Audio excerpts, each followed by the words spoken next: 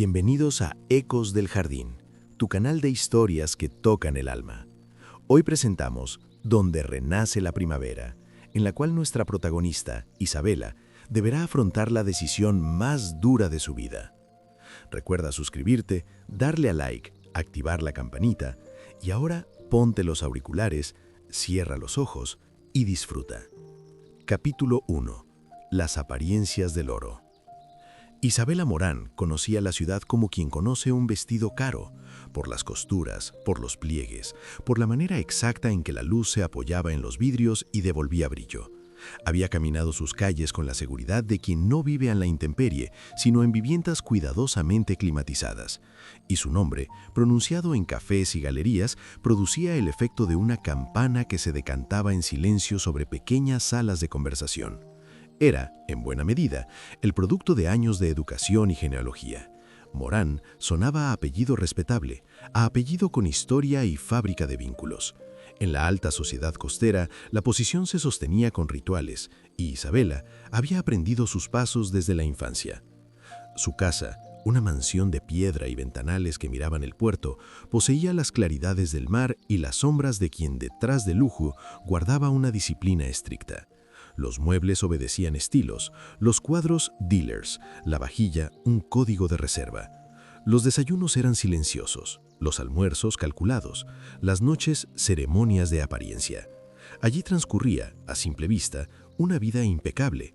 Cenas para beneficencias, veranos en la costa, viajes discretos a capitales europeas.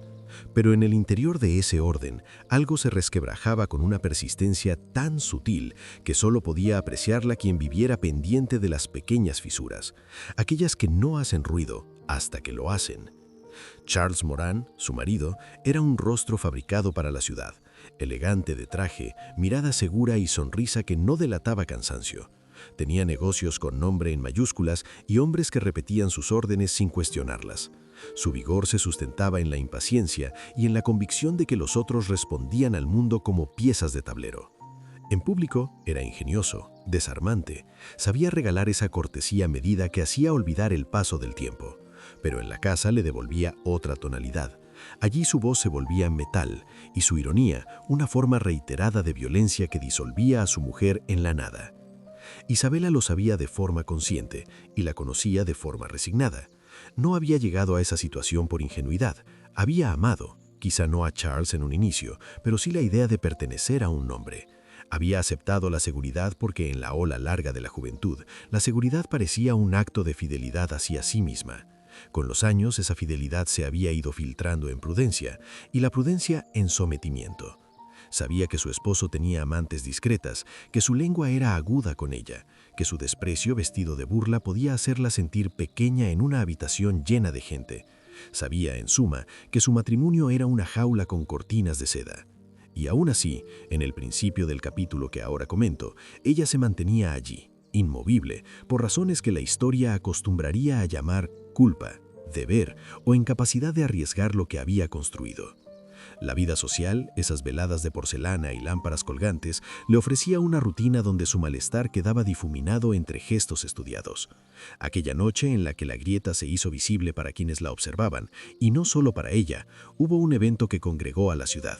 Una subasta de arte local, un óleo moderno que prometía recibir ofertas generosas y que llenó la sala de rostros policromados. Isabela asistió con la compostura de siempre. Llevaba un vestido de corte clásico, la joya adecuada en su muñeca, el cabello sometido a peinados que disimulaban el fatigar. Charles la escoltó como si la exhibiera, presentaba a su esposa a interlocutores con la voz de quien muestra un trofeo.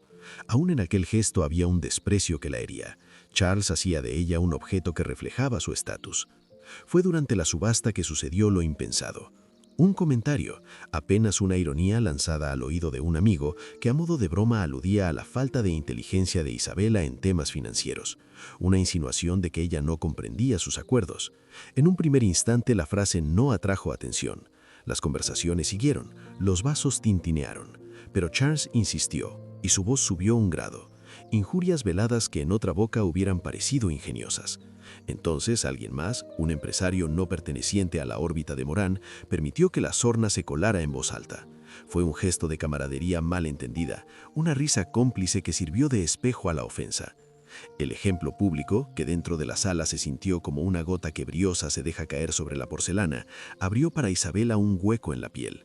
No era la primera humillación, no sería la última, pero la sensación de que era hollada públicamente, que el desprecio de su esposo se doblaba en la risa de otros, la hirió con una claridad nueva. Porque allí, frente a gente que frecuentaban su vida social, perdió la ilusión de invisibilidad. El maltrato dejó de ser algo que existía solo en la casa y se convirtió en espectáculo. Su corazón, acostumbrado a la disciplina silenciosa, faltó una respiración. Esa noche no hubo gritos. La ciudad asió la anécdota como otra más. Para algunos era apenas un chisme que daría tema al próximo té. Para Isabela fue un nombre propio, la marca que decidió inscribir en su cuerpo. Volvieron a la mansión en silencio. La cochera, el pasillo, la escalinata. Charles le ofreció un beso que en otro tiempo habría contenido ternura. Ahora era algo mecánico, un movimiento que hace la obligación de seguir con la ceremonia de lo marital. Isabela se retiró a su habitación con la sangre caliente y la sensación de haberse hecho pequeña. No pensó en abandonar, pensó con la templanza que la costumbre había arraigado en escribir. En días de silencio encontró el cuaderno donde preservaba su respiración, el diario en el que las palabras eran su única resistencia. Los días posteriores trajeron pequeñas venganzas de carácter cotidiano, comentarios mordaces sobre su forma de presentarse, insinuaciones respecto a su interés por actividades de mella social y un recorte cada vez más evidente de su autonomía. Charles manejaba los asuntos de familia y le asignaba a Isabela la parte ornamental, cenas, inauguraciones, sonrisas. Cuando ella preguntó una vez por el origen de una transacción, recibió como respuesta una condescendencia salpicada de cierto regocijo. No te preocupes por esas cosas. En la frase había un olvido deliberado, en la omisión una ofensiva, y para quien lo escuchara con la frialdad de su propia indiferencia, la ceremonia de su sometimiento no tenía mayor evidencia que la apariencia. Isabela seguía siendo la mujer impecablemente arreglada, la esposa que no escandalizaba. Al cabo de semanas, la ansiedad empezó a construir su arquitectura. Noches con ventanas cerradas, el sueño quebradizo, el apetito ausente.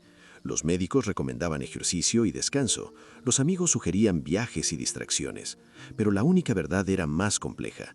La violencia no era tanto física como verbal y simbólica, era el desgaste por invisibilidad, la erosión que hace quien no reconoce al otro como persona. Aún así, cuando el abandono de sí parecía acercarse, Isabela prolongaba su permanencia con razones que solo conocen quienes han aprendido a callar. La sensación de que la ruptura traería consigo un escándalo con nombre y apellido, la postergación de lo incierto, el respeto por lo que la familia diría. Había además un hilo íntimo de esperanza, no utópica, sino aferrada a rituales del pasado. Creía todavía que el amor podía reaparecer como si fuera un aprendizaje. Lo que no veía con claridad era que ese mismo matrimonio funcionaba como un laboratorio de humillaciones. Y la humillación, con el tiempo, perfila en la mente una forma de sufrimiento que deja marcas profundas. Las más visibles eran las manchas en la piel de su ánimo, la lengua que se afilaba en la discusión, la ironía que volvía los platos a su lugar con una brusquedad calculada. Pero también hubo otras no tan concretas. La duda en su voz, la reclusión de sus invitaciones, la pérdida de deseo por aquello que antes le placía. Era una sustracción lenta de lo que la definía. A pesar de ello, Isabela tenía maneras de resistencia. El cuaderno ya mencionado, la correspondencia con una amiga de la adolescencia que vivía en otra ciudad y las caminatas que daba a la orilla del mar cuando el amor propio se asomaba con timidez. En la orilla dejaba que la marea se llevara palabras, no para olvidarlas, sino para devolverlas a la condición de pensamiento tuerto que la experiencia, una vez digerida, transformaría. Asimismo, hablaba en secreto con una productora de arte que respetaba su opinión y que la convocaba ocasionalmente a pequeñas comisiones. Esos encuentros le devolvían por breves horas la sensación de una mujer con criterio.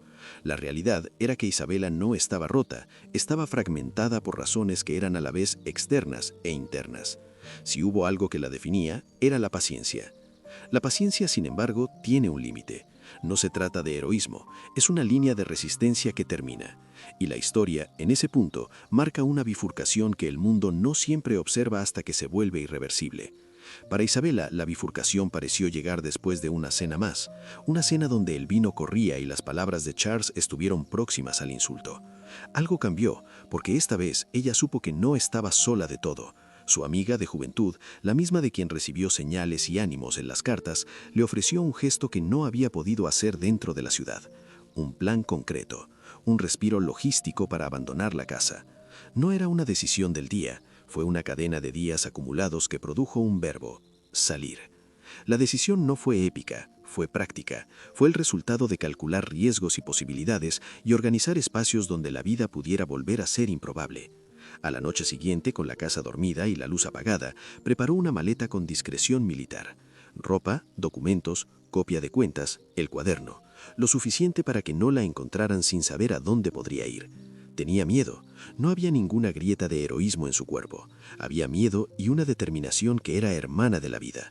Y cuando dejó la mansión, cerrando detrás la puerta que había sostenido por años su apariencia, sintió la excepción de un mundo distinto. La ausencia del ruido cotidiano, la libertad reducida a unos pasos. Isabela no huyó por el escándalo, lo hizo por sobrevivencia.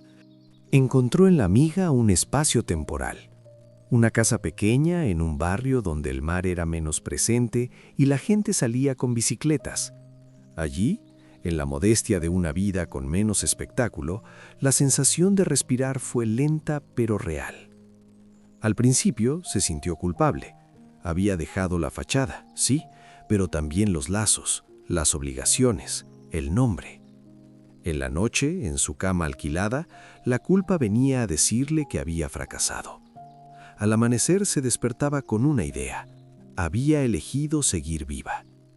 El tiempo, que siempre es un artesano paciente, comenzó a obrar. Las primeras semanas fueron de reconciliación con el propio cuerpo. Desayunos tranquilos, visitas a una librería, largas conversaciones con la amiga que no juzgaba. He aquí algo valioso: la voz externa que valida, que nombra que la violencia que sufrió no fue su culpa, que el orden anterior no merecía su entrega. Poco a poco, la claridad volvió a su frente. Pudo ver los hechos con distancia. Los detalles que antes justificaba, la sonrisa que se disolvía cuando estaban solos, la manera en que le despojaba de su autonomía gradual, se ponían en una lista. Y mientras las horas pasaban, la idea de un futuro se configuraba, no como una promesa ajena, sino como posibilidad propia. Entretanto, el mundo no dejó de girar. Charles siguió su rutina, pero para él, la ausencia de Isabela fue una anomalía que alimentó la ira. No mostró arrepentimiento, al menos no públicamente. En las reuniones del sector, su rostro no tenía sombra de cambio. En la intimidad de su casa vacía, la soledad habría sido insoportable si hubiera servido para medir algo. En esos días, los cambios más decisivos ocurrieron lejos de la ciudad. Isabela empezó a administrar sus recursos con la discreción que la vida nueva exigía. Habló con abogados solo lo necesario. No buscó la confrontación inmediata, buscó blindarse. La primera vez que salió con propósito hacia la ciudad, lo hizo para una gestión mínima: renovar un documento, pagar una cuenta, hablar con la productora de arte. Aquella tarde, al atravesar calles que antes le parecían ajenas, volvió a sentir la inmediatez de su lugar en el mundo. No por la posición que había dejado, sino por la sensación de movimiento, el ritmo de los transeúntes, la voz de los vendedores, la ciudad que respiraba sin la solemnidad que la riqueza imponía. Había en ese movimiento una pequeña ebria de libertad. Regresó a la casa de la amiga con unas compras, con el rostro menos tenso. Había un alivio que no era triunfal, era simple y ancho, como el respiro de quien dice: sigo aquí. Y sin embargo, la historia no puede cerrar sin registrar la pregunta difícil que anida en ese acto: ¿qué coste pagaría por su libertad? Porque la vida no concede impunidad. En el porvenir, Charles no aceptó perder su control. Y poco a poco esa pérdida se convirtió en un motor de actitudes que harían subir la tensión hasta un punto en el que la defensa propia se volvería una posibilidad, no por construcción, sino por supervivencia. Pero esa es una historia que pertenece al camino que sigue. Ahora, en este primer capítulo, queda el registro de una mujer que ha decidido dejar atrás la apariencia que la consumía. Queda el registro de su primer paso hacia la posibilidad. Isabela selló la decisión con algo que era a la vez pequeño y de gran valor. Devolvió a su cuaderno no solo la crónica de su dolor, sino la lista de cosas queridas. Anotó nombres de libros, gestos olvidados, lugares por visitar. Escribió por primera vez en mucho tiempo sin temor a ser escuchada. Eso bastó para que su vida comenzara a desplazar el peso de la historia.